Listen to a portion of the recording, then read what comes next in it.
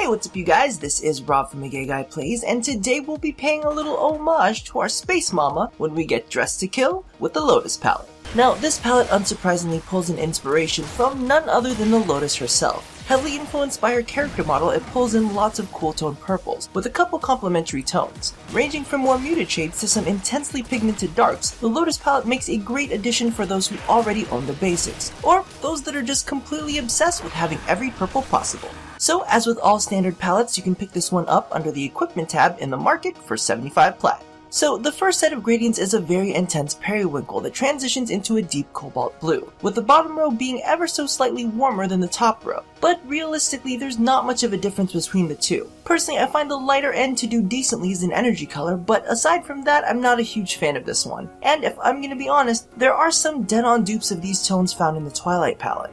Now, the next set of gradients is this ginormous swath of muted cool violets. This is honestly my favorite section, as these shades can't be found on any of the other palettes. These work extremely well as subdued neutrals to lay more brighter vivid tones on top of, or create just a really dimensional monotone theme. These also work fantastically as energy colors, with the lighter tones coming off a bit ghostly, and the darker tones feeling a bit nightmarish. My only complaint is that there is too damn much of it. This set could really have been knocked down to 2 or 3 rows. So the following groups of gradients make me a little crazy. If you notice, they're in 2 totally different sections. However, upon closer inspection, the bottom set of gradients is basically the lighter end of the first set of gradients. What is going on? Why they are separated? I have no clue. Now, these sets feel like a much more muted version of the first set in the palette. The bottom set comes off as a dusty blue, and as you transition into the set up top, it finishes as a dark indigo. I will say that I personally find them more usable than the first set, both as energy colors and base colors. In addition, unlike the first set, you won't be able to find these tones anywhere else.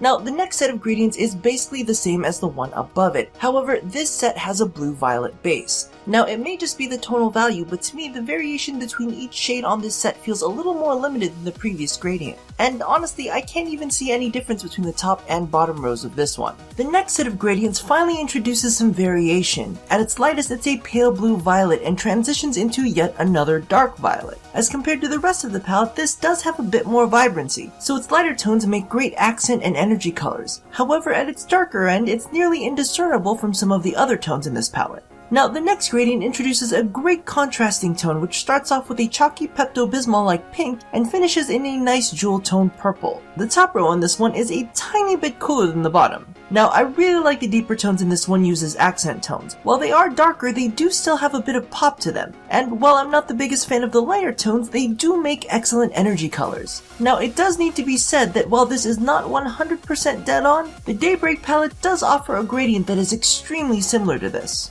Now, our final set of gradients is probably my second favorite of the bunch. This set of teals is absolutely fantastic. The entire gradient is awesome used as energy colors, and the darker half look fantastic as accent and even base tones. Now, while brights aren't my thing, I have to admit, the midtones on this one are muted enough to make something pretty fucking fantastic out of. I get very tempted, but it's still slightly too bright for me. Now, let's get dressed.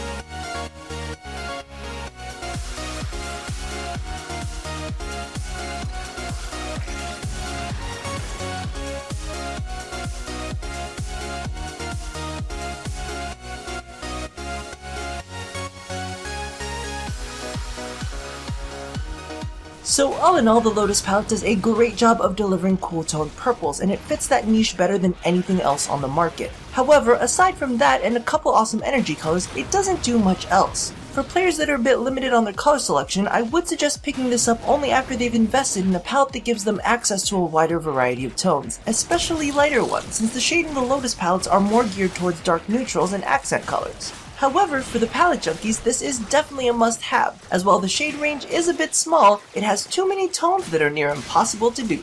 So thank you all for watching another episode of Dress to Kill. Be sure to check out the description box below to put in your 2 cents as to which palette I should review next. Now, don't forget to do all the things that I ask you to do at the end of every one of these, and as always, stay drop dead gorgeous.